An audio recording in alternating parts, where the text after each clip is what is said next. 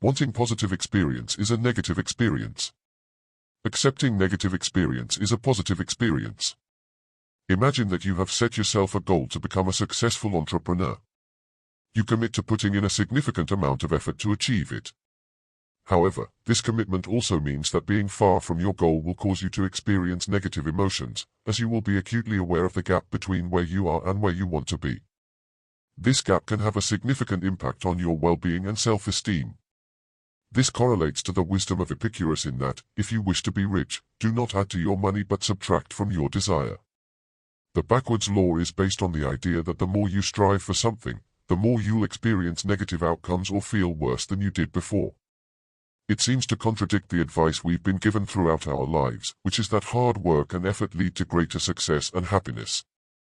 However, the backwards law suggests that there is a limit to how much effort we should put into achieving a goal, and that sometimes we need to take a step back and let things unfold naturally. It's all about balance and recognizing when too much striving can be counterproductive.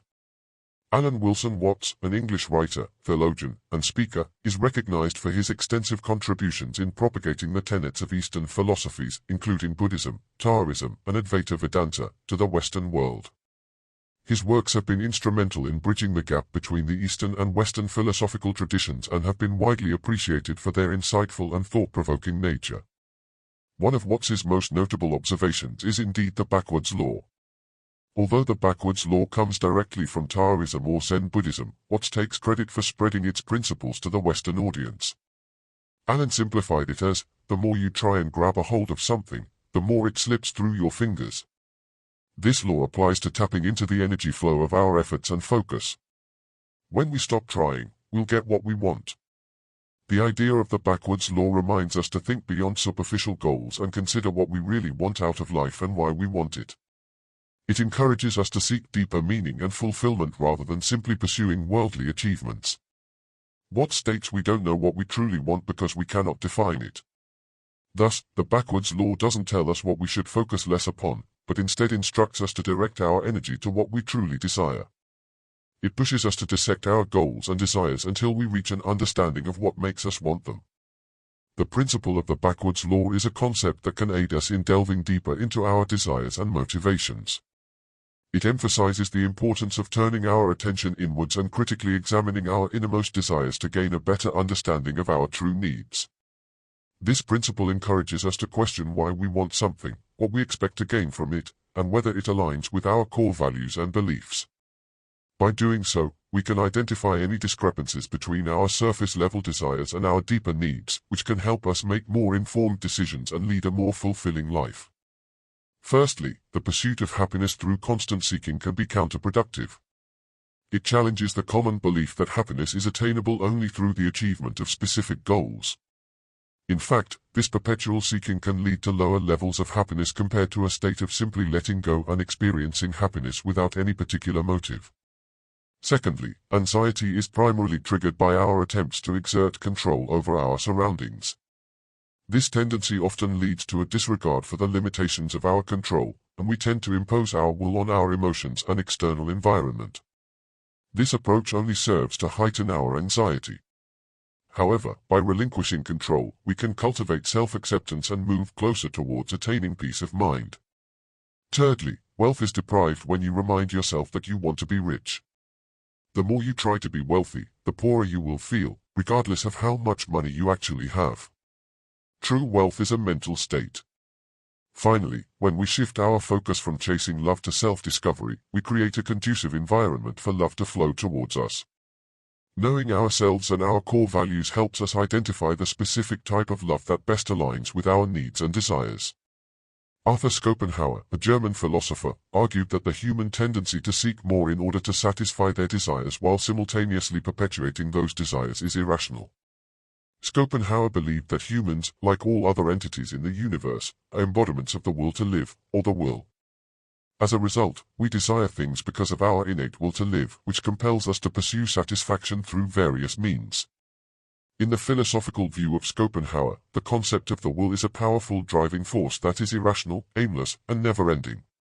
This unfettered striving is the cause of all human suffering, and it cannot be alleviated by the pleasures of the world. According to Schopenhauer, we are all plagued by a pathological desire for more than we need, which is fueled by an unrelenting sense of scarcity. This desire is insatiable and can never be fully satisfied, leading to a life of perpetual dissatisfaction and restlessness. Schopenhauer believed that the only way to escape this cycle of suffering is to detach oneself from the will, which he considered to be the ultimate goal of human existence. The human mind perceives a sense of lack when it believes that the present moment is inadequate or incomplete. This feeling of inadequacy causes individuals to seek comfort in circumstances that they believe will provide greater pleasure. However, upon reaching these situations, individuals often find themselves in the same state of dissatisfaction that they were trying to escape, according to Schopenhauer. Thus, also, every keen pleasure is an error and an illusion, for no attained wish can give lasting satisfaction. To effectively utilize the backwards law, we can sometimes resort to affirmations. However, it's important to note that if the affirmation is not in alignment with your current beliefs, it may not be effective. For instance, repeatedly affirming, "I'm a millionaire, I'm a millionaire, I'm a millionaire," would be futile if you don't actually believe that you're a millionaire. Your conscious mind will resist this new belief, and it won't penetrate your subconscious, thus failing to bring about the desired outcome. The key to achieving millionaire-level success is to shift your focus away from the monetary outcome and instead concentrate on the process that leads to such success. Rather than fixating on the end goal, it is important to consistently align your actions with the goal and approach each step along the way as a means to achieving it. For instance, if your goal is to attract more clients to your business, every new website click, potential client call, or query from a potential client should be considered a step towards achieving that goal. Focusing on these small successes helps to condition your subconscious mind for growth and abundance, rather than a fixed mindset of scarcity. The effective alignment of desire and imagination is crucial for achieving optimal results. Often, excessive focus solely on the desire can impede progress. Intense fixation on a future destination may lead to neglecting the use of imagination in visualizing the process required to reach that goal. In instances where there is a desire for something missing from one's life, a challenge arises in believing that such aspirations are attainable through imagination. Distinguishing between wanting and genuinely believing in the possibility of achieving a goal is paramount to leverage the law of reversed effort successfully. Both desire and imagination must be harmoniously synchronized. While diligent effort and perseverance in pursuing one's desires are commendable, the lack of belief or an inability to envision oneself accomplishing the desired outcome may impede success. In essence, for a positive outcome, it is imperative that one can envision and believe in the feasibility of their goals. We must look into our subconscious mind. Napoleon Hill wisely said, "Your subconscious mind works continuously while you are awake and while you sleep." In his book The Power of the Subconscious Mind, Joseph Murphy provides an illustration involving walking along a plank of wood placed on the ground. This task is generally easy for the majority of people as there are no consequences to losing balance on the plank. In this scenario, the desire to walk along the plank aligns seamlessly with the imagination, which believes in the capability and envisions the process of successfully walking the plank. Consequently, the task is completed effortlessly. Now consider the same plank of wood elevated 20 feet in the air between two walls. The introduction of an element of consequence adds complexity to the task. While the desire to walk along the plank may persist, the imagination may now visualize the potential of falling off and sustaining an injury. In such a situation, challenges may arise because the conscious desire to perform an action contrasts with the imagination and visualization that shape the belief and self-image residing in the subconscious mind, responsible for 95% of our thoughts and actions.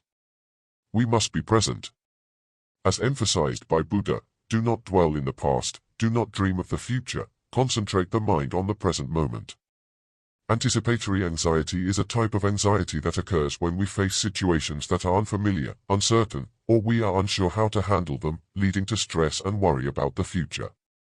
It is a common experience among many of us, and it can be challenging to manage. The anxiety may manifest as physical symptoms such as sweating, shaking, or increased heart rate. It may also lead to negative thoughts such as fear, doubt, or insecurity that can further exacerbate the anxiety. Managing anticipatory anxiety often requires relinquishing conscious control, which can be a daunting task. However, with the right strategies such as mindfulness, cognitive behavioral therapy, or relaxation techniques, it is possible to overcome anticipatory anxiety and improve our overall mental well-being. To achieve a better balance between conscious and subconscious decision-making, it's helpful to reframe our perspective. Rather than viewing challenges and obstacles as threats, we should see them as opportunities for personal growth and learning. This shift in mindset allows us to cultivate the optimal conditions for intuitive and subconscious processes to guide our actions. Over time, we can train ourselves to make these decisions subconsciously, leading to a more natural and intuitive decision-making process. Let's take driving as an example. Learning how to drive is often a difficult, if not nerve-wracking, task. There's a lot to absorb and even more to practice, but our brains get used to the motions of driving after some time. And as soon as we get the hang of how to drive, we start to do it subconsciously. That's why many people can talk, sing, or multitask in different ways while driving. But you should still be focused on the road whenever you're behind the wheel. But I digress. The same thing can happen with letting ourselves fall into something called the flow state. The flow state is when our actions happen effortlessly, as though our body was on autopilot. Just like how musicians become one with the music as they play an instrument, or dancers become one with their dance moves. This state often applies to high-performing individuals who spend a lot of mental and physical practice in their daily life. Some examples of this include painters, chess players, and professional climbers. When we exert too much conscious effort, we might disrupt this balance and hinder our ability to enter the flow state. This is due to the fact that overthinking can create mental roadblocks, leading us to second-guess our actions or become overly self-critical. Essentially, being in our own head too much can disrupt the natural, instinctive process that facilitates flow. Therefore, relinquishing excessive conscious control becomes a vital step to entering the flow state, where conscious intent guides our actions without interfering with the automatic intuitive processes that enable us to perform at our best. I shall leave you with Seneca's wisdom: true happiness is to enjoy the present without anxious dependence upon the future. Just remember, the more you try to cling to something, the more it will slip away from you. When we learn to let go and stop obsessing about having control over every facet of our lives, we can start being fully present at the moment. We get more time to focus on the things that are right in front of us. Our quality time with our loved ones improves, and our bodies and minds feel more rested and focused. When we learn to live fully in the present, we can become more mindful of our thoughts, actions, and surroundings. This heightened awareness allows us to better understand our strengths and weaknesses and identify areas where we can improve ourselves. With this newfound self-awareness, we can then focus on setting and achieving our goals, making sure that the choices we make and the actions we take align with our vision for the future. By staying present and intentional in our daily lives, we can create a fulfilling and purposeful existence for ourselves, one step at a time.